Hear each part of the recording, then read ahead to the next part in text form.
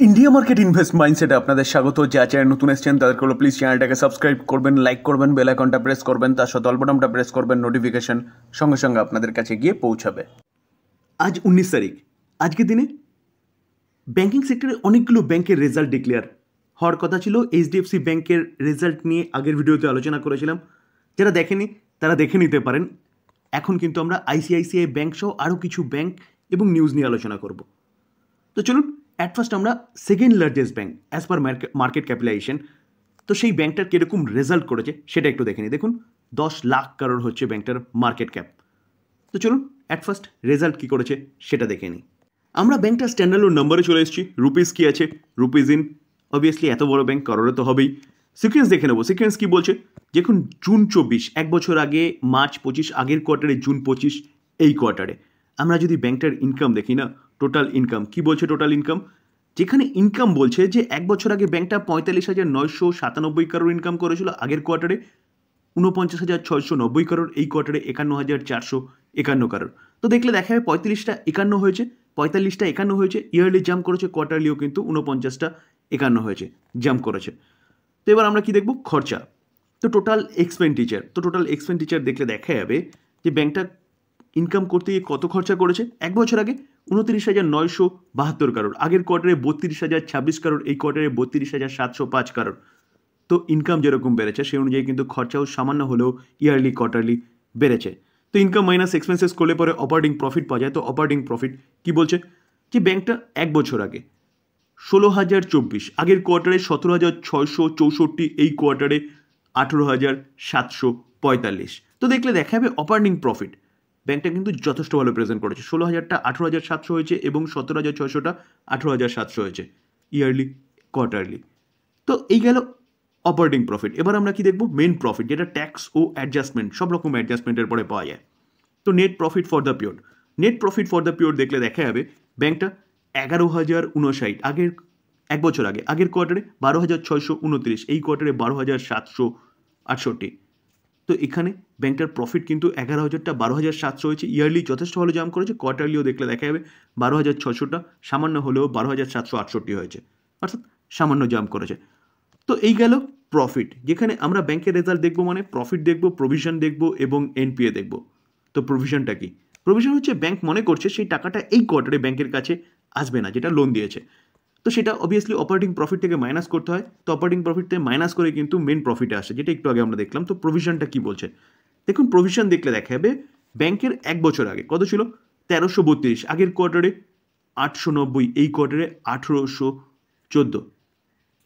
তো ব্যাংকটার প্রভিশন 1300টা 1800 হয়েছে, ইয়ারলি অনেক ভালো জাম্প করেছে, কোয়ার্টারলিও কিন্তু ডবলের বেশি হয়েছে। প্রভিশন প্রতি কটা ব্যাংকের মতন এই ব্যাংকেরও কিন্তু বেড়েছে, যেখানে আমরা এক্সিস ব্যাংকের রেজাল্টও দেখেছিলাম যে প্রভিশন কিন্তু ব্যাপক বেড়েছে এক্সিস ব্যাংকের, যার জন্য প্রফিট তো ডাউন হয়ে গেছিলো ইয়ারলি কোয়ার্টারলি এক্সিস ব্যাংকের ক্ষেত্রে।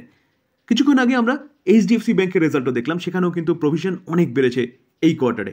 এই ব্যাংকেরও দেখলে দেখায় প্রভিশন অনেকটাই বেড়েছে এই কোয়ার্টারে। তবে আসার কথা এটাই যে যেরকম রেশিওতে এক্সিস ব্যাংক বা এইচডিএফসি ব্যাংকের বেড়েছে সেরকমভাবে বাড়েনি আইসিআইসিআই ব্যাংকের, তবে বেড়েছে স্যার। তো যে কোনো ব্যাংকের ক্ষেত্রে প্রভিশন বাড়া মানে অবভিয়াসলি খারাপ।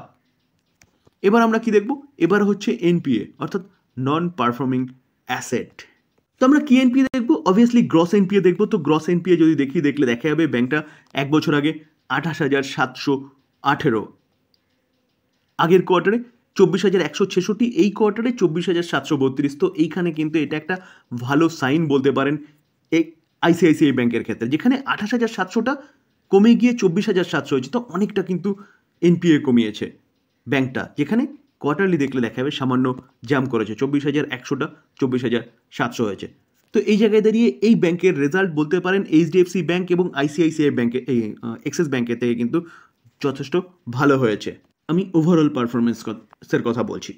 তো এখন দেখার বিষয় যে এই রেজাল্টটাকে মার্কেট কীভাবে নেয়, অর্থাৎ মন্ডেতে এই কোম্পানিটা কীরকম রিয়্যাক্ট করে এই রেজাল্টের বেসিসে। ইয়েস ব্যাংক, যেই ব্যাংকটা, এই ব্যাংকটাও কিন্তু আজকের দিনের রেজাল্ট ডিক্লেয়ার করেছে, লাস্ট ট্রেডিং সেশনে হালকা জাম্প দেখিয়েছে। তো এই ব্যাংকটার রেজাল্ট কীরকম করেছে চলুন অ্যাট ফার্স্ট সময় নষ্ট না করে সেটা একটু দেখে নিই। স্যার আমরা ইয়েস ব্যাংকের কনসোলিডেটেড নাম্বারে স্ট্যান্ডার্ড নাম্বারে চলে এসেছি। রুপিস কী আছে, রুপিস ইন ল্যাকে রয়েছে। এবার আমরা কি দেখব? সিকোয়েন্স দেখব। কি বলছে সিকোয়েন্স? 6-24, 1 বছর আগে 3-25, আগের কোয়ার্টারে 6-25, এই কোয়ার্টারে। আমরা যদি ইনকাম দেখি, তো টোটাল ইনকাম কি বলছে? টোটাল ইনকাম, টোটাল ইনকাম বলছে যে 1 বছর আগে ব্যাংকটা কি করেছিল? 8,91,000, আগের কোয়ার্টারে 8,95,000, এই কোয়ার্টারে 9,95,000, এই কোয়ার্টারে 9,34,000। তো দেখলে দেখা যাবে 8,91,000টা ইয়ারলি 9,34,000 হয়েছে, ইয়ারলি জাম্প করেছে, কিন্তু কোয়ার্টারলি হালকা গিরাবাট দেখা গেছে, কারণ 9,35,000টা 9,34,000 হয়েছে। তো এবার খরচা, কারণ এই ব্যাংকটার কাছে কিন্তু খরচাটাই হচ্ছে মেন। তো টোটাল এক্সপেন্ডিচার দেখলে দেখা যাবে ব্যাংকটার 1 বছর আগে খরচা কী ছিল? 8,03,000, আগের কোয়ার্টারে 8,04,000, এই কোয়ার্টারে 7,99,000। তো এখানে দেখলে দেখা যাবে ব্যাংকটা কিন্তু খরচা ইয়ারলি এবং কোয়ার্টারলি অনেকটাই কন্ট্রোল করেছে। তো ইনকাম মাইনাস এক্সপেন্সেস করলে পরে অপারেটিং প্রফিট পাওয়া যায়। তো অপারেটিং প্রফিট যদি দেখলে দেখা যাবে, দেখুন 88,529 1 বছর আগে অপারেটিং প্রফিট, আগের কোয়ার্টারে 1,31,000, এই কোয়ার্টারে 1,35,000। তো ইয়ারলি যথেষ্ট ভালো জাম্প করেছে, কোয়ার্টারলি হালকা জাম্প করেছে। জাম্প করার পিছনে কারণ হচ্ছে খরচাটাকে কন্ট্রোল করেছে। তো এবার আমরা নেট প্রফিট দেখবো। তো নেট প্রফিট কি বলছে? যে নেট প্রফিট যেটা ট্যাক্স ও সব রকম অ্যাডজাস্টমেন্টের পরে পাওয়া যায়। তো দেখলে দেখা যাবে 1 বছর আগে 50,243, আগের কোয়ার্টারে 73,812, এই কোয়ার্টারে 80,107। তো এই জায়গায় ব্যাংকটার প্রফিট 50 থেকে হয়েছে 80 ইয়ারলি এবং 73 থেকে 80 কোয়ার্টারলি। তো ব্যাংকটা কিন্তু যথেষ্ট ভালো পারফরমেন্স দেখিয়েছে ইয়ারলি এবং কোয়ার্টারলি। তো ব্যাংকের রেজাল্ট দেখছি, প্রফিট দেখলাম যথেষ্ট ভালো করেছে। এবার প্রভিশন ও এনপিএ। তো চলুন প্রভিশনটা দেখে নিই। যে প্রভিশন কি বলছে দেখুন, প্রভিশন অপারেটিং প্রফিটের ঠিক নিচে রয়েছে। তো প্রভিশন দেখলে দেখা যাবে, দেখুন 1 বছর আগে ব্যাংকটার কাছে কত প্রভিশন ছিল? 21,177 লাখ, আগের কোয়ার্টারে 31,807, এই কোয়ার্টারে 28,401। তো দেখলে দেখা যাবে প্রভিশন ইয়ারলি জাম্প করলেও কোয়ার্টারলি কিন্তু অনেকটা কমিয়েছে ব্যাংকটা, যেখানে একটা মিক্স পারফরমেন্স দেখা যাচ্ছে প্রভিশনের ক্ষেত্রে। এবার আমরা কি দেখব? এবার হচ্ছে এনপিএ। তো এনপিএ দেখতে গেলে কিন্তু আমরা গ্রস এনপিএ দেখব। তো গ্রস এনপিএ দেখলে দেখা যাবে যে ব্যাংকটার 1 বছর আগে 3,84,000 ছিল হচ্ছে কত?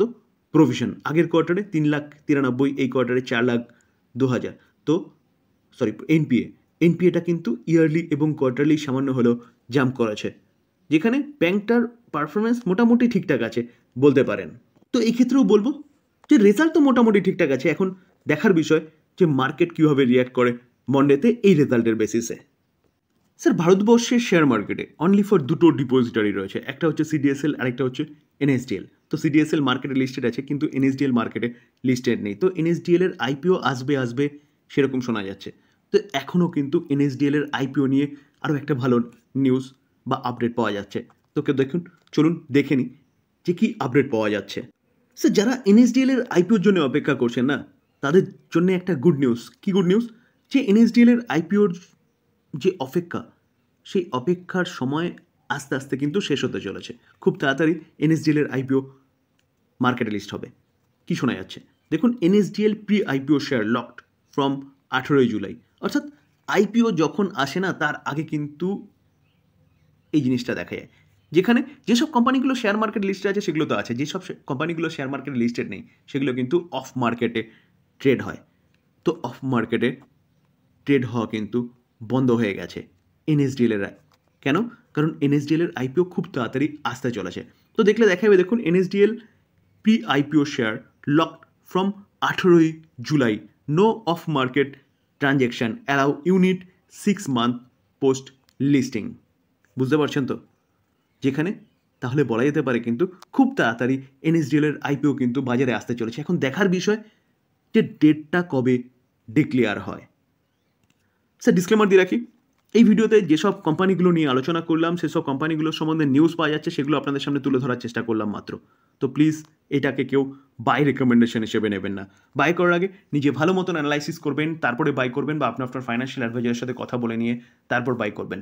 আমি জাস্ট নিউজগুলো আপনাদের সামনে তুলে ধরার চেষ্টা করছি, কারণ আমাদের পোর্টফোলিওতে যেসব কোম্পানিগুলো আছে সেসব কোম্পানিগুলো কীরকম পারফরমেন্স করছে সেগুলো কিন্তু অবশ্যই আমাদের জানার দরকার।